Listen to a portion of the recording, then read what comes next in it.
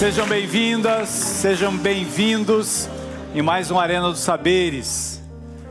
Jean-Luc Godard dizia: nosso século está em busca das questões perdidas, cansado de tantas respostas.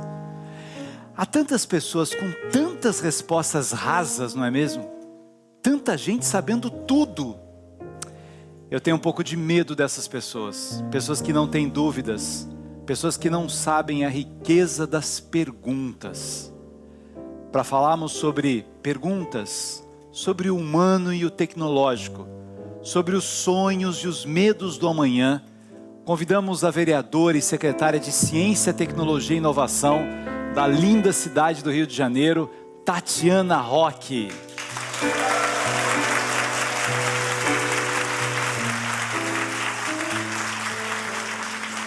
E no terceiro sinal, uma peça que está fazendo um imenso sucesso em São Paulo, Inonit. E para falar sobre essa obra instigante e profunda, temos a honra de receber um dos grandes nomes da nossa cena artística, ator premiado com uma trajetória brilhante no teatro, no cinema e na televisão. Seja muito bem-vindo, querido Emílio de Mello. Quando o sol se derramar em toda a sua essência, desafiando o poder da ciência pra combater o mal. e o mar, com suas águas bravias, levar consigo o pó dos nossos dias. Vai ser um bom sinal. Os palácios vão desabar sob a força de um temporal, e os ventos vão sufocar o barulho infernal. Os homens vão se rebelar nessa farsa descomunal. Vai voltar tudo ao seu lugar, afinal. Estamos começando mais um Arena aqui diretamente desse teatro lindo, esse teatro de arena do Sesc Copacabana, essa parceria do Sesc Rio de Janeiro com a TV Cultura de São Paulo para todo o Brasil. Uma honra entrar na sua casa. E hoje a gente vai conversar aqui. Ela é secretária de Ciência e Tecnologia do Rio de Janeiro, mas ela é professora titular, doutora, matemática, cientista, ganhadora do Prêmio Jabuti. Quanta coisa, Tatiana, que coisa boa. E como é que você foi para a matemática? Olha, matemática é uma coisa que a gente já nasce, eu acho, com esse gosto, né? Porque tem muita gente que não gosta de matemática. Não sei aqui na plateia, gente. Vocês gostam de matemática? Alguém não gosta de matemática? E olha aí, plateia dividida, não é? Mas eu já gostava desde pequenininha. Mas sabe por quê? Porque eu tive um ensino de matemática muito bom.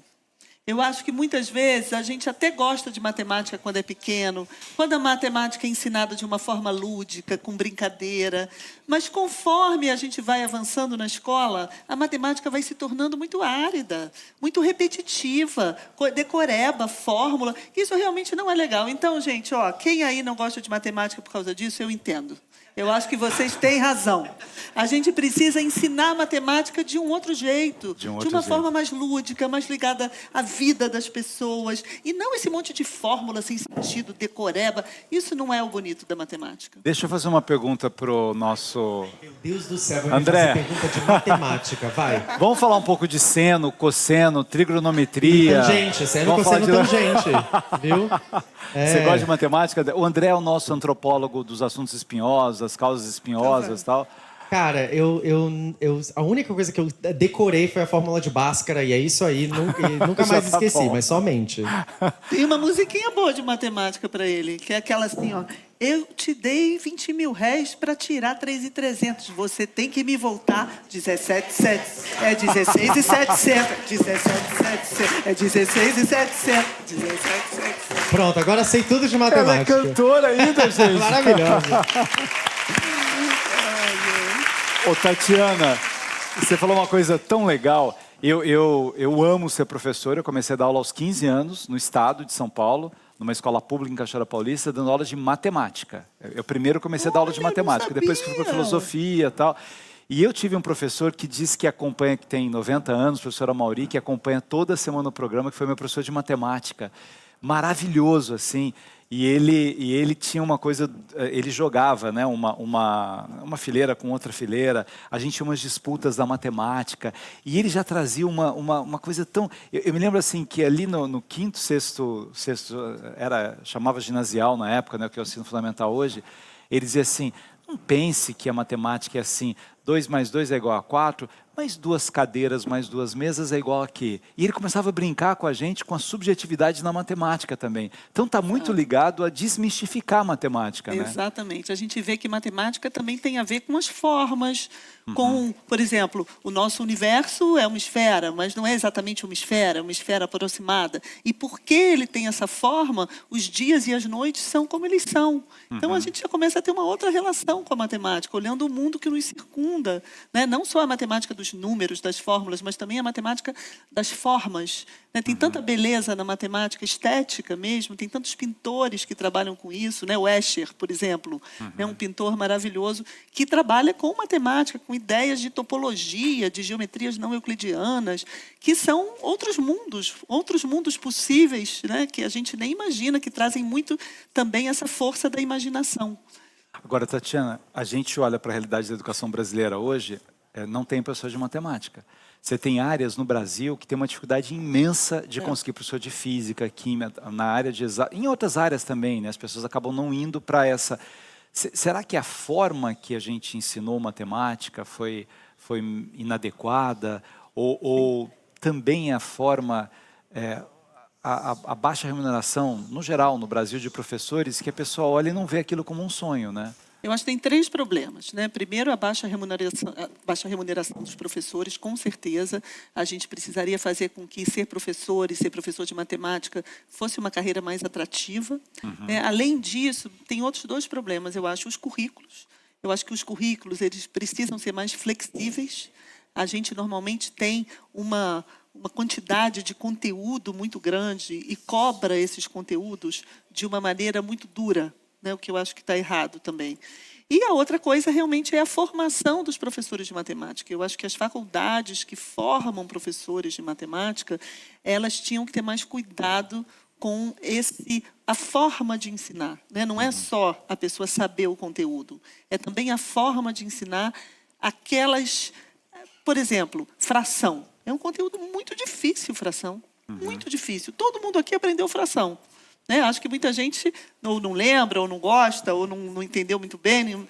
Por quê? Porque fração é um conteúdo dificílimo. Quer ver uma coisa muito difícil da fração? 1/2 é a mesma coisa que 2/4. Não é?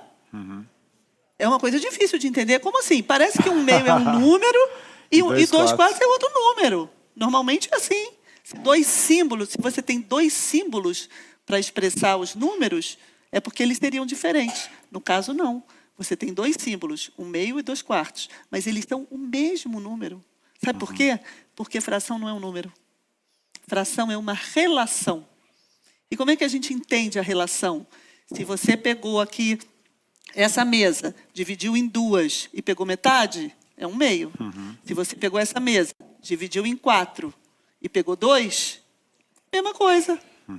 Olha como ficou fácil agora. Entendemos? Entenderam, gente? Entendemos? Por isso... Ô, Tatiana, é legal você falar isso da matemática, porque vale para outras matérias também, né? Você pega assim, por que a gente estuda oração coordenada, oração subordinada, sindética e tal?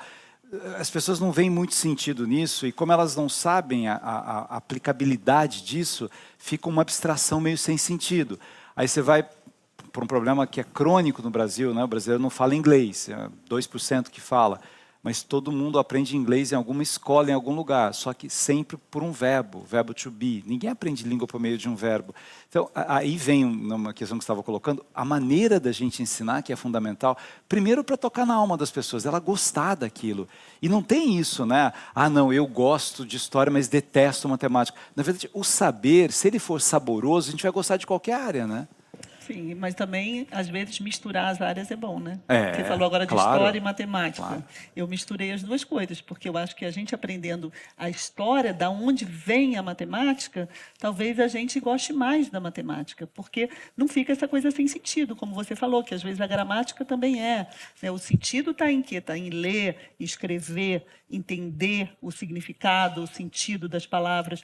Para a matemática é parecido.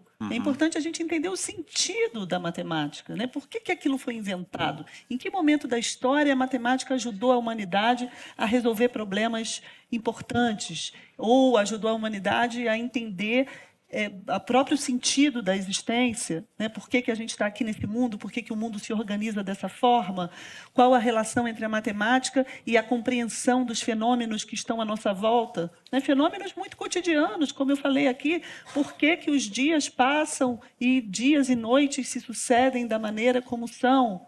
Né? Ou por que a gente vê as estrelas se moverem no céu da maneira como a gente vê? Tudo isso é matemática. Agora vamos dar um pulinho da matemática para a tecnologia. É para a gente ter medo da tecnologia? Vocês têm medo da tecnologia? Essa história de inteligência artificial, que faz a voz de que não é da pessoa, que faz a imagem de que não é de não sei o quê. É para a gente ter medo? Olha, não é para ter muito medo, mas também não é para ter nenhum medo, não. Porque eu acho que é para a gente ser lúcido, é para a gente ser realista. E o que significa isso? Significa entender quais são os desafios, quais são as potencialidades e quais são os riscos da inteligência artificial. A gente tem riscos, sim. Tem risco da inteligência artificial substituir uma série de profissões e as pessoas ficarem desempregadas. Por isso, a gente vai deixar de fazer pesquisa em inteligência artificial? Vai deixar de usar a inteligência artificial? Não. Mas a gente precisa se preparar. Precisa se preparar fazendo o quê? Formando as pessoas, qualificando as pessoas para saberem lidar com a inteligência artificial, porque muitos postos de trabalho vão sumir, mas outros vão se abrir, vão aparecer. Mas, para isso, as pessoas têm que estar preparadas, elas têm que conhecer a inteligência artificial, saber lidar com ela, saber trabalhar com ela. Então, isso é super importante. É uma coisa que a gente tem feito na Prefeitura do Rio, né? Nas naves do conhecimento, a gente dá cursos e qualifica pessoas, mesmo de lugares muito vulneráveis, para que essas pessoas possam saber lidar com a inteligência artificial. E aí, sim, aí a gente não vai precisar ter medo, se a gente Agora, souber. você sabe uma preocupação que eu tenho? Tem uma coisa muito bonita, né, em Aristóteles, que é a relação de imagem e conceito. Então, assim, eu tenho várias imagens na minha vida que formam um conceito dentro de mim. Então, se a gente quiser agora imaginar uma praia, a gente consegue imaginar, porque a gente já viu a praia em algum momento. Se você quiser as estrelas, você consegue fazer isso, porque tudo isso foi sendo depositado em mim. Até coisas que eu não vi como um dinossauro, mas eu vi num panfleto, num filme, então isso está em mim. Isso dá os meus conceitos. A inteligência artificial, ela é um pouco isso, ela é alimentada por uma série de imagens que tem. Se essas imagens são muito preconceituosas, você pede um texto ali de uma mulher bonita, o resultado disso também pode vir de uma base de preconceito que o ser humano não conseguiu limpar. E aí fica mais forte você perpetuar esse preconceito, né? Exato. A inteligência artificial que a gente tem hoje, que se chama IA generativa, ela é alimentada a partir da base de dados que estão disponíveis na internet. Então, na verdade, tudo aquilo que a inteligência artificial nos responde, quando a gente faz uma pergunta no ChatGPT, por exemplo, é uma média estatística. Você pega todos aqueles dados, reúne os dados e vê qual é o dado mais provável de ser a resposta. Então, ele é muito baseado naquilo que o ser humano já fez e já registrou na internet. E como você falou, como na internet, em geral, a gente tem registrado também muito preconceito, discurso de ódio, tem sempre esse perigo de que a inteligência artificial reproduza esses dados, porque a resposta depende da probabilidade com que esses dados vão ser encontrados na internet. Então, eu chamo isso de armadilha estatística, que é o quê? É a gente acabar confundindo as respostas da inteligência artificial com aquilo que o ser humano é. Mas as respostas da inteligência artificial, elas são um espelho daquilo que o ser humano registrou na internet. O que o ser humano é é o que o ser humano registrou na internet? Espero que não. Espero que não. Esperemos que não. Né? O ser humano é melhor do que aquilo que ele registrou na internet. E ele tem mais potencialidades do que isso. O ser humano sempre pode inventar uma coisa completamente improvável, ele sempre pode nos surpreender, né? Ele sempre pode dar uma resposta que não está no script, que nunca ninguém deu. Ou reagir... Porque é criativo, porque tem algo dentro Exato. dele, porque tem uma... Reagir de uma forma que a gente não espera, ser imprevisível. Todas essas são características que a inteligência artificial não reproduz. Por quê? Porque ela está dentro desse poço, assim, desse manancial estatístico gigantesco de tudo aquilo que o ser humano já registrou e que está na internet. Bem, a gente volta daqui a pouco continuando a conversar com você sobre esse tema e outros ligados à tecnologia. Fiquem ligados, o intervalo é rapidinho.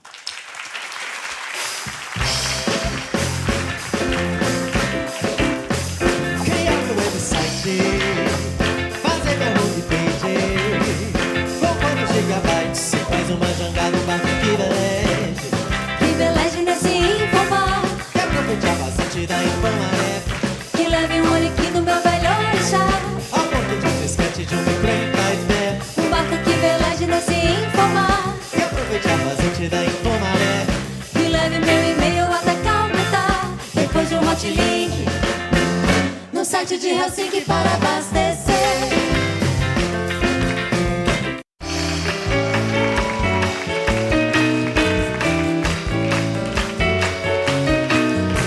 Alô, alô, Banciano. Aqui quem fala é da terra. Pra variar, estamos em guerra. Você não imagina a loucura. O ser humano tá na maior fissura. Porque a cada vez mais down high society. Down, down, down the high society. Down, down, down the high society. Down, down, down the high society. Down, down, down. Uau! Essa nossa banda é muito especial. Como eles já sabiam que a gente ia dar o seu livro de dica, né? Todo o programa aqui a gente começa o segundo bloco com um livro de dica. E o livro é O Dia em que Voltamos de Marte. Tatiana Roque, uma história da ciência e do poder com pistas para um novo presente. Editora Crítica. O dia em que... Por que você acha que é esse livro, André? sobre marcianos. Marcianos? Aqui quem fala é da Terra ou quem fala de Marte? Que está voltando de Marte, né? É. Então pode ser da espaçonave voltando De Marte? Tô viajando, né? Que fala esse livro? Esse livro fala sobre um problema que é um dos mais graves do nosso momento agora, que são as mudanças climáticas. Né, a Terra realmente a vida do ser humano na Terra está em risco com as mudanças climáticas e a solução não está em Marte. A solução está em a gente voltar para a Terra, colocar os pés no chão e pensar uma solução para a gente viver melhor na Terra, porque não tem planeta B, não tem outro planeta. E hoje em dia a gente vive uma situação tão surreal que tem alguns bilionários por aí. Isso é inacreditável. Como esses, né? Donos de redes sociais, né? Um tal aí muito famoso, dono de uma rede social, que ele tem um projeto de verdade de colonizar Marte. Para ele e para os amigos, para os filhos, né, que são claro, vários. vai caber todo mundo em Marte, gente? Não vai, né? Vai caber quem for lá na espaçonave com ele, uma meia dúzia. Gente, mas presta atenção, Marte não tem oxigênio. Me dá claustrofobia só de pensar. Lembram da pandemia? Que a gente tinha que ficar em casa de máscara, fechado? E Marte é tipo isso, né? Porque você tem que evitar, você não pode estar em contato com o ar. Imagina isso, deixa ele ir. Exatamente, né? Deixa ele ir. Deixa ele ir, né? Mas sabe qual é o problema da gente só dizer deixa ele ir? É que isso significa, o fato desses bilionários quererem colonizar outros planetas, significa que eles estão desistindo da Terra. Não tem compromisso nem com a Terra, nem com o ser humano. É como né? se eles estivessem dizendo assim, vamos deixar o mundo acabar mesmo na Terra, que a gente vai morar em outro planeta. E a gente aqui, como é que fica? Né? Então, a gente não pode acreditar nessas soluções, não, gente. A gente precisa fazer o que precisa ser feito, que é o que os cientistas já dizem há muito tempo. E o meu livro conta toda essa história. Como os cientistas descobriram as mudanças climáticas, tudo o que foi feito depois disso. Né? Mais ou menos nos anos 70, aconteceu um movimento muito bonito na história da ciência, que eu conto isso muito bem no meu livro. Os cientistas... eles estavam pesquisando vida em outros planetas, justamente. Será que tem vida em Vênus? Né? Perguntas desse tipo. Mas a ciência passava por uma mudança muito grande, porque as pessoas estavam dizendo assim, afinal de contas, a ciência serve para quê? Ela vai melhorar a vida das pessoas? Por que as pessoas estavam desconfiadas da ciência?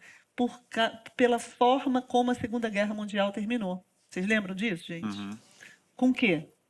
Uma bomba atômica. Uma coisa terrível que destruiu completamente. É como se as pessoas falassem, olha para onde a ciência nos leva, né? Entendeu? Então, as pessoas estavam desconfiadas da ciência. E começou a corrida espacial. O ser humano pisou na Lua em 1969 pela primeira vez. E pela última vez em 1972. Olha que doideira, não continuou. Adivinha por quê? Tem grupos negacionistas que vão para a internet, fazem vídeos no YouTube, dizendo que, na verdade, é tudo mentira. É uma produção de Hollywood. O ser humano nunca pisou na Lua. É uma produção de Hollywood. Vocês já viram esses vídeos, gente? Olha, todo mundo aqui já viu. É impressionante, né? O ser humano pisou na Lua, sim. Esses vídeos são negacionistas. É desses grupos que negam a ciência. Mas eles têm uma pergunta que faz um certo sentido. Se o homem foi à Lua mesmo, por que ele nunca mais voltou lá? Desde 1972. Sabem por quê? É uma resposta simples. É porque depois dessa época, a ciência precisava mostrar para as pessoas que ela era útil para melhorar a vida na Terra. Então, todos esses cientistas que estavam investindo na corrida espacial, em descobrir vida em outros planetas, eles começaram a olhar para a Terra, porque teve uma invenção que foi importantíssima nisso, os satélites. Então, quando você manda satélites para o espaço, você consegue observar a Terra e mandar para a Terra muitos dados sobre o comportamento da Terra. A partir daí, eles notaram que a Terra estava aquecendo, que a temperatura média global da Terra estava aumentando por causa da ação humana. E foi assim que começou a chamada ciência do clima.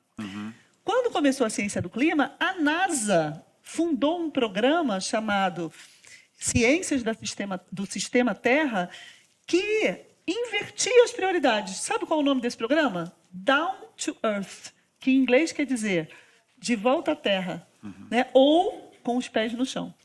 Que é isso que é voltar de Marte. Vamos voltar de Marte. Vamos voltar de Marte e fincar os pés na Terra e tentar descobrir as soluções para as mudanças climáticas aqui na Terra.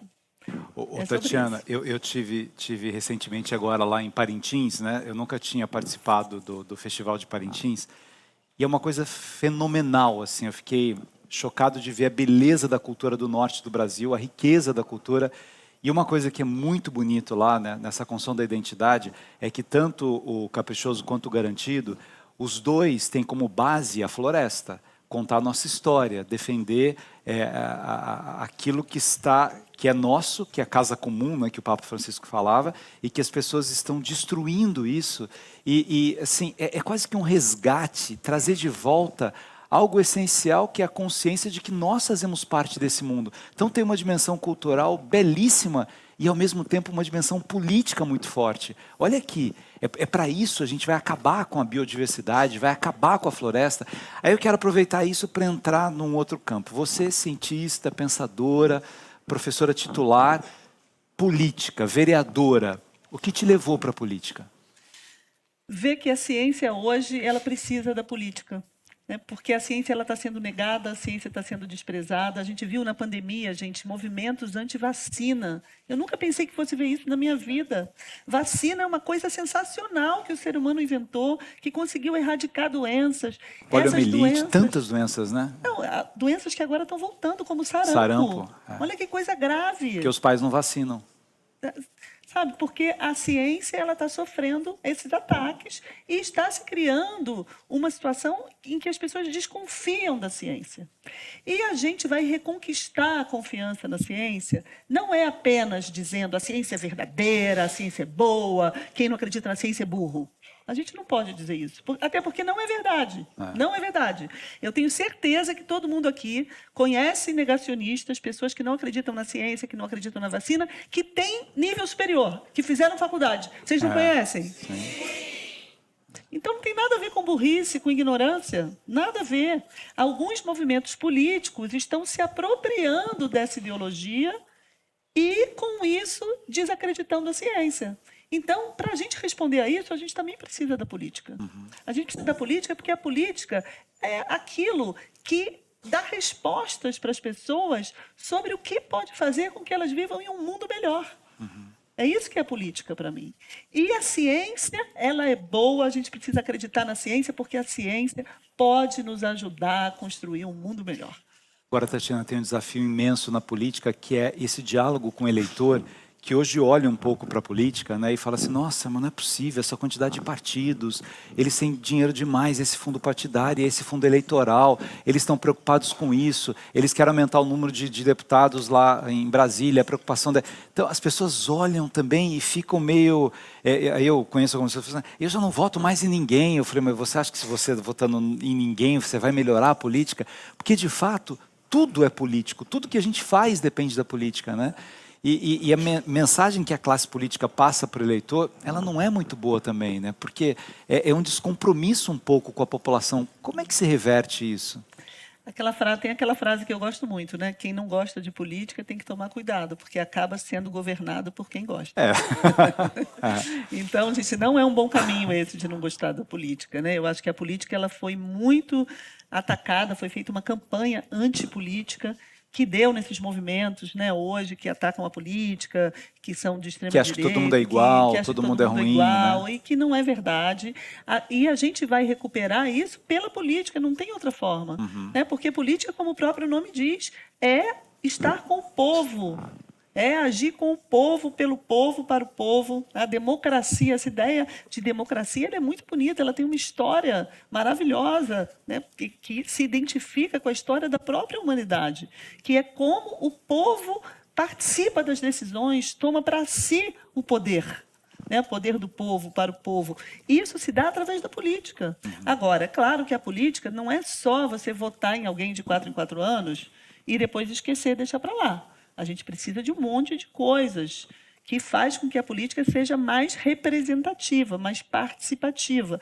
Então, tem desde associações de moradores, conselhos, grupos coletivos, tudo isso é política, até o Congresso Nacional, a Câmara dos Vereadores, que fazem aquilo que a gente chama de regime de pesos e contrapesos da democracia, que é justamente para não deixar todo o poder na mão do governante. A gente não pode Por isso deixar... que a oposição é importante, a situação é importante, esse diálogo é importante. Oposição é importante, instituições são importantes, que é outra coisa que hoje em dia que as pessoas são passam, muito mas você tem que atacadas, respeitar né? aquelas instituições. Você quer ver? Vou dar um exemplo bem concreto para a gente entender qual é o papel de uma instituição. A gente falou aqui da pandemia, né? Uma instituição que foi importantíssima na pandemia, a Anvisa. A Anvisa faz o quê? Ela regulamenta o uso dos remédios. Então, você não pode chegar, pegar um remédio e dizer assim, esse remédio aqui servia para verme de cavalo, agora vai servir para Covid. Não pode fazer isso, que é o que se tentou fazer com a cloroquina. Né? Está errado. Então, você não pode fazer isso. Qual é o órgão que regula isso? A Anvisa.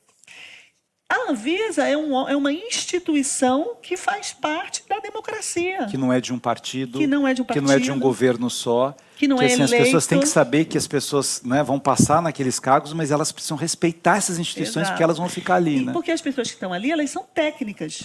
Elas entendem daquele assunto. Então, é muito importante que a gente valorize também essas instituições técnicas, porque é elas que seguram a onda quando um governante quer atropelar as instituições e quer fazer valer a sua própria vontade. Então, tudo isso é parte da política. Então, acho que é muito importante que as pessoas entendam isso e também que elas participem né, de movimentos, de associações, de grupos, de coletivos. Se você montar um pequeno grupo do seu bairro para discutir os problemas do bairro, isso é política. E isso pode mudar a vida das pessoas. Eu acho que tem duas coisas aqui interessantes também nisso, né? Uma é a vitória dos egoísmos, né? Porque eu também posso falar assim, não quero mais sair de casa, isso não é problema meu, eu estou preocupado comigo, com o meu salário, com a minha aposentadoria, com a minha coisa, e o resto que se dane, o que é uma coisa muito ruim na dimensão humana, porque a gente é animal social. E uma outra questão, né, do exemplo da Anvisa, eu acho muito significativo, que é a gente respeitar quem estudou para aquilo, né? Então, assim, ó, você é governador do estado, você não é médico, você não é cientista, você precisa ouvir alguém. Como a gente, hoje as pessoas vão e entram no Google, fazem um exame médico, vocês fazem, chega o resultado, vai lá, aí assim, vai se medicar por ali, ou lê uma bula, e fala, não, o médico falou para tomar, mas eu não vou não sei o que tal. Aí você chega no médico dando ordem para ele, esse médico está há 20 anos trabalhando com isso, você deu uma gugada ali e já acha que sabe daquilo. Por isso que a gente até abriu o programa que dá um pouco de medo, a quantidade de certeza que algumas pessoas têm. Exato. É muito melhor a gente ter dúvida e perguntar de novo, e perguntar de novo. É a dúvida que faz a ciência evoluir, inclusive, né? Exatamente. A gente precisa formular melhor as perguntas. Isso até é uma coisa que o ChatGPT nos mostra. Porque o ChatGPT parece que ele dá todas as respostas. Se você chegar lá e fizer uma pergunta, ele vai te dar uma resposta. Você nem sabe se ela está totalmente certa sempre. Agora, qual a pergunta que a gente faz para o ChatGPT? Qual a melhor pergunta a fazer para o ChatGPT se a gente quiser que ele prepare, por exemplo, uma palestra? Se a gente quiser que ele nos ajude a preparar um debate, por exemplo? Qual a pergunta que a gente vai fazer? Então, aí a gente vê que as perguntas elas importam mais do que as respostas. Já tem muita resposta no mundo, mas respostas sem sentido, superficiais, bobas, repetitivas, preconceituosas. Para a gente conseguir respostas mais surpreendentes, né, respostas que nos tirem do senso comum, a gente precisa fazer as melhores perguntas. Querida, obrigado pela sua presença. Muito legal estar aqui com você. Obrigada. E olha, eu quero fazer convite para você nos seguir aí nas nossas redes sociais, né, o Instagram do programa Arena dos Saberes. A gente está com milhões de visualizações, que é uma coisa muito legal. Chegamos a 50 mil seguidores, né? Um programa muito recente. E aí a gente até pede que você sugira pessoas legais que você gostaria de ver aqui no Arena. Vai ser um prazer saber da sua opinião, ver o que você está achando do programa e conversar com a gente nas redes também. Daqui a pouco a gente volta falando de teatro. Fiquem ligados.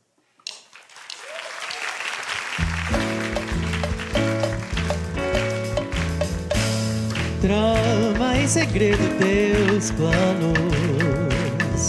Parte sem dizer adeus, nem lembra dos meus desenganos. Fere quem tudo perdeu. Coração leviano, não sabe o que fez do meu. Coração leviano, não sabe o que fez do meu.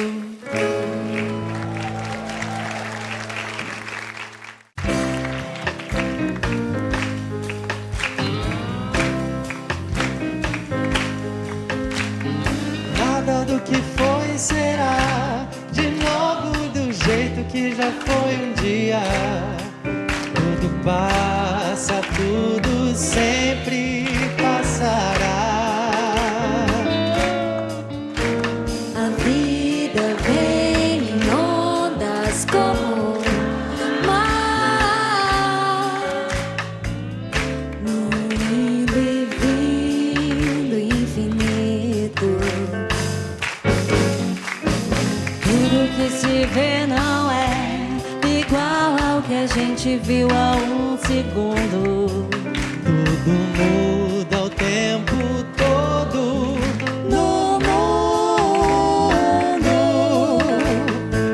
Não adianta fugir, nem mentir pra si mesmo agora. Há tanta vida lá fora, aqui dentro sempre, como uma onda no mar.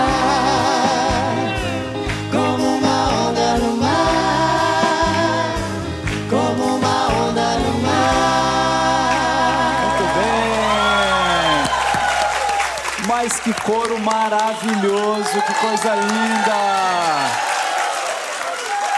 E olha, como a gente estava falando de ciência, André Torquato. Ai, meu Jesus. Essa música é do Lulu Santos, certo? Do Lulu Santos, sim. Mas ela é baseada em Heráclito de Éfeso. Um autor que você conhece como ninguém. Claro. Aquele que falou que não se Obras pode maravilhosas. banhar duas vezes nas águas de um mesmo rio, que tudo passa. Que nada. Olha que coisa interessante.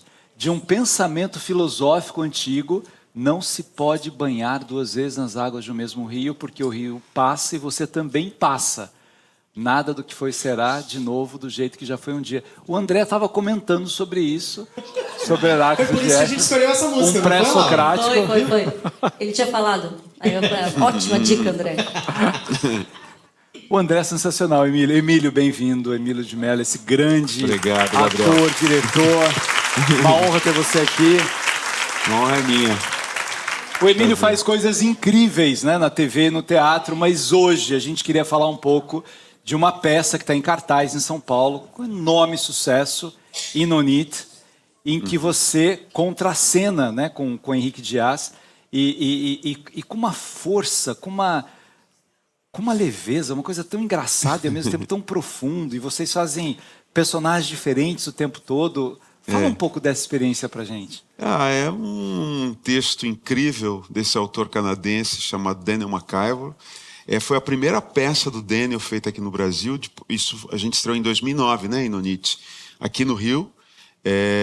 E ficamos em cartaz esse tempo todo. Assim, não que a gente fique o tempo inteiro em cartaz. A gente fez uma temporada em 2009, 2010, voltou em 2015 e agora voltou em 2024. A gente fez uma temporada aqui no Oi e no Poeirinha, e agora a gente está lá no Tucarena. Então é uma peça, um texto incrível. A gente fez essa peça, era eu e Fernando Eiras. Depois Fernando foi fazer um outro projeto, aí o Kiki entrou no lugar, o Kiki que dirigiu a peça. E é um texto que é incrível, assim, é incrível, né? Você fazer uma peça durante mais de 15 anos, né? É muito difícil. Atualmente é muito difícil, né? Não é tanto, porque quando o texto te dá muita coisa, quando o texto... E aí tem a ver com a música que a gente ouviu agora, né? A gente vai mudando, né? Então, o texto na nossa boca, ele vai mudando. A gente vai mudando ao longo desses 15 anos. Nós não somos mais os mesmos atores de 15 anos atrás. E isso faz com que a peça seja versátil, ela é elástica. Ela vai mudando e ela vai se adaptando aos tempos novos, assim. E hoje, fazendo essa peça em 2025, uma peça de 2001, com uma atualidade incrível, né? Falando de temas muito presentes, assim, a gente vê o quanto a peça é um clássico. Eu acho que o Inonite se tornou um clássico. Agora tem uma coisa interessante que assim, praticamente não tem cenário, né?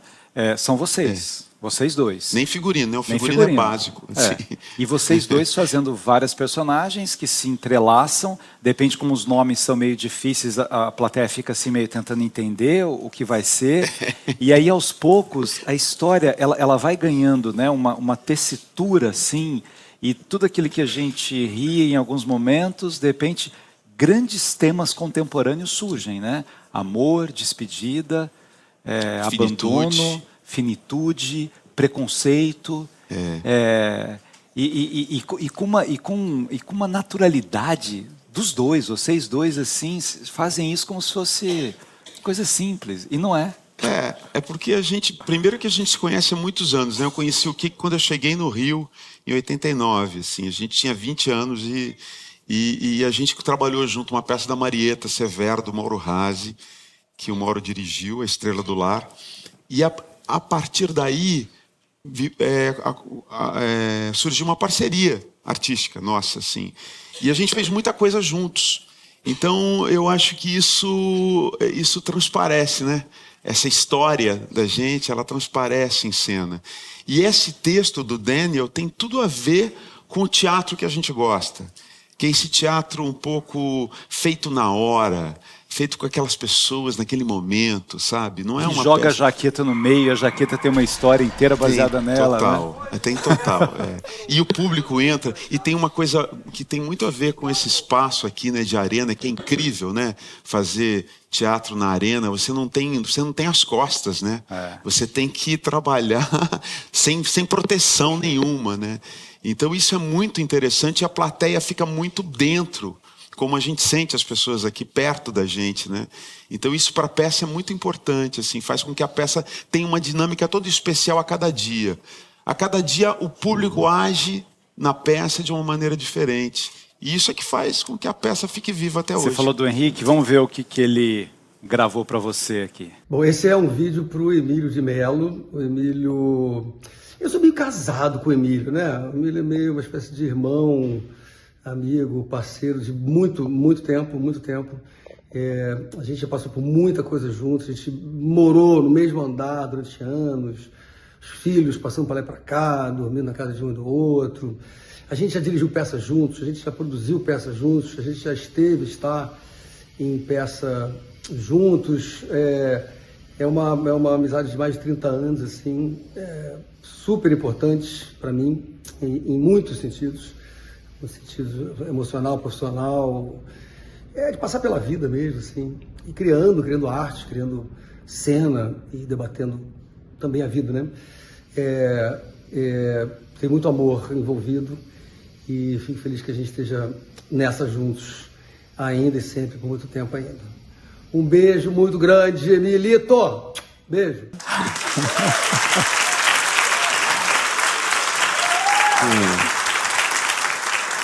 E deve ser uma coxinha tão gostosa, tão bacana vocês dois, né? É quase em casa, na verdade, a gente ali. E o mais legal de tudo é que assim, a gente fala da vida ali, né? Aquecendo, todo dia ali aquecendo, falando das coisas, da peça. E a gente vai trabalhando a peça diariamente. Não tem um dia em que a gente não chega no palco para aquecer e a gente fala, vem cá, naquela cena ontem, será que a gente não faz de um outro jeito hoje, para a gente tentar uma outra coisa diferente? E é muito bom isso, esse teatro vivo. Porque tem uma coisa da metalinguagem nesse texto, né, da intertextualidade, porque num determinado momento parece, né, é um ensaio, ele escreve uma peça, então você está fazendo, então você tem uma ideia de que vai para um caminho e vai para um caminho completamente diferente depois, né? Assim, você está representando, ele corrigindo, vai... É uma riqueza dramatúrgica impressionante. É, né? impressionante. Tem gente que vai ver, muita gente vai ver no Nietzsche, não entende, mas adora a peça. Eu acho isso uma qualidade incrível, assim.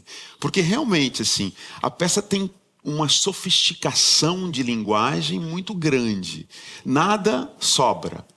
Tudo que é dito ali tem uma consequência, tem uma justificativa, né? É a história, eles, na verdade, estão contando uma história, que é a história do Ray.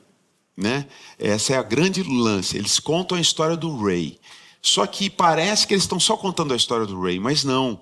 A história do Ray tem muito a ver com a história dos dois. E é isso que faz que as pessoas não entendem muito. Porque qual é a relação que tem entre a história do Ray, que tem a Pam Ellis, a Brenda, são todos nomes em inglês, né? Justamente para dar um pouco esse caráter da ficção, eles discutindo a ficção e a vida deles, o que é a relação deles e o que essa peça tem a ver com a vida deles. É isso que é muito sofisticado e as pessoas às vezes não captam, mas entendem que tem alguma coisa ali. E isso que faz com que as pessoas fiquem ali durante 1h20 vendo a gente se divertir Grudado. Ali no palco. E tem uma coisa que eu achei interessante assim nessa intertextualidade, que aparentemente, né, assim, ele está corrigindo você, não você ator, você personagem, na maneira de atuar. Que, na verdade, todos nós atuamos no mundo. Então, tem um sentido de alguém que ama alguém querer corrigir a pessoa na maneira com que ela atua. E aí você está o corrigindo na maneira com que ele escreve a história. Isso. Que também tem um outro sentido do amor. Claro. Você está interagindo para ver, mas é assim que você escreve a história? É isso? É esse final que você quer dar? É essa personagem? Olha o que você pensa das mulheres, todas as mulheres são assim. Então, esse jogo do brincar, aparentemente, de personagens e que traz para a vida, da riqueza desse encontro. E eu acho que é por isso que as pessoas se identificam, né? Muito. E quando percebe que eles tiveram uma história de amor e não tem mais, ou tem ou não tem, o que é aquilo, né? E são vários personagens, né? Nós fazemos 11 personagens ao todo. Então, tem personagens que é uma criança, tem um personagem que é um velho, tem uma mulher, né? Uma mulher que está acabando um relacionamento, outra que teve o relacionamento acabado e está sozinha na solidão, né? Então, esses personagens todos com universos muito distintos, mas que têm muito a ver com a nossa vida, né? Que trata de sentimentos que são muito comuns, assim. Quando você conta uma história particular e essa história particular tem um significado, né, para o mundo, assim. Às vezes, quando você conta uma coisa da tua vida que é muito íntima, você atinge muita gente, né? Isso é tão bonito, é tão interessante. E a gente se identifica e a gente vê que a gente não está sozinho no mundo. Eu acho que é para isso que o teatro serve. É para isso, é para a gente se identificar e ver que a gente não está sozinho com as nossas questões, que tem muita gente passando por isso também no mundo. Vamos lá para o primeiro ator que fez com você a peça. Oi, Gabriel, é um prazer estar no seu programa e ainda mais para falar de teatro e para falar desses dois ilusionistas, que são o Henrique Dias e o Emílio de Mello. Dois ilusionistas que mostram a mágica, né? Que o público acredita na mágica, no ilusionismo da coisa, e depois vocês mostram o truque. E o público continua acreditando e legitima o truque que vocês mostram. É muito bonito. O público participa da feitura do teatro, porque é uma peça sobre teatro. Então são 16 anos, não é? É uma vida. Fiquei olhando para o Emílio, porque eu assisto ele fazendo há muitos anos, e é tão bonito você ver um ator. Me vieram várias imagens dele durante esses anos todos, fazendo a peça, entrando e saindo dela, e dando vários sentidos, desmembrando tantos pensamentos e sentimentos e ideias, brincando com elas, entrando no trágico. Tem muita comicidade, muito público. O público está dentro do espetáculo. Vocês deram outros ângulos ao espetáculo, levando ele para a arena. Queria muito pedir para vocês falarem sobre isso. Quero deixar aqui para vocês um beijo enorme. Obrigado, Gabriel, por estar recebendo o Inonite no seu programa. Um beijo, Kik, Emílio. Fernando Eiras, grande ator. Grande ator. No começo não era arena? Não, nunca foi arena. Nunca foi arena? Só a primeira vez que a gente faz arena. A gente adaptou agora para São Paulo. Aqui a gente também fazia. A gente fez no Poeirinha um semi-arena, que era um L, assim. Mas é a primeira vez que a gente faz nesse formato aqui, assim, inteiro. Nossa, combinou tanto com a arena. Não né? é? O jeito que vocês entram na cena que vocês pegam, levar da cadeira de um lado para o outro. Não é? Pois é, isso foi, eu acho que a arena abriu o espetáculo para o público. Eu acho que isso foi muito bacana. A gente está mais perto do público e ele está mais dentro da peça. Então, olha, o pessoal de São Paulo, não dá para perder essa peça. Está no Tuca Arena, teatro lindo, super agradável, confortável. É uma peça, né, André? O André estava falando bem da peça também. Ele viu Eu assisti também. essa peça acho que em 2009, quando ela estreou. Uau! Pois é, tinha 15 anos. Olha aí, que Foi beleza. uma grande inspiração, isso. confesso. Não, André. Quero assistir de novo. Que André, incrível. Que incrível. não precisa sumir com um pedaço da sua idade, André. Porque ele falou que tem uma parte da mentira que não sabe o que é, tal, você entrou nessa história. Fica aí, no ar. Fica no ar. Mas a peça está no Tuca Arena, fica até quando Então, a gente vai ficar agora, a gente vai estender a temporada até setembro. Olha que beleza. Olha que maravilha. Quem é do Rio, se quiser pegar lá, né, fazer um passeiozinho em São Paulo, vai lá ver. E, Gabriel, tem uma coisa que é interessante. Agora, em agosto e setembro, o Fernando vai voltar a fazer a peça. Então, para quem quiser ver a peça no formato original de 16 anos atrás, vai acontecer agora de novo. Eu vou de novo. Eu vou ver de lá novo. no Tuca Arena com Vou o levar Fernando. você comigo, André. Vou Com te as explicando a peça. Vão ser os mesmos atores, as mesmas cadeiras de 15, 16 anos atrás.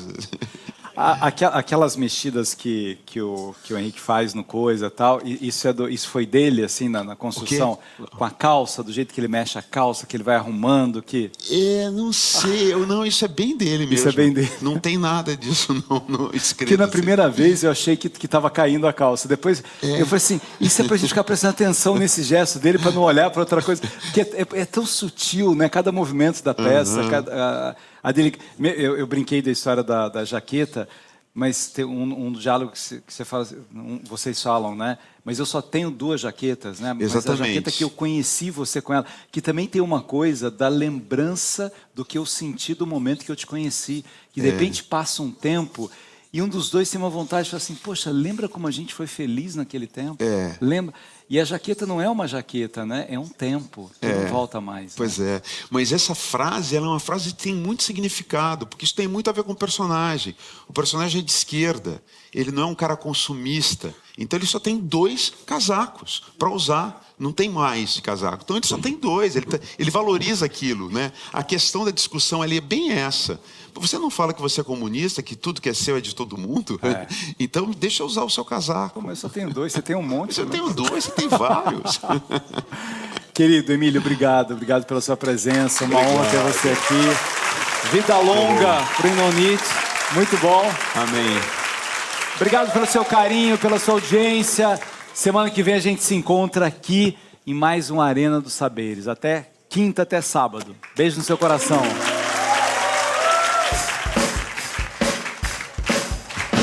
Avião sem asa, fogueira sem brasa. Sou eu, assim sem você. Futebol sem bola, pipi sem frajola. Sou eu, assim sem você. Por que é que tem que ser assim? Se o meu desejo não tem fim, eu te quero a todo instante.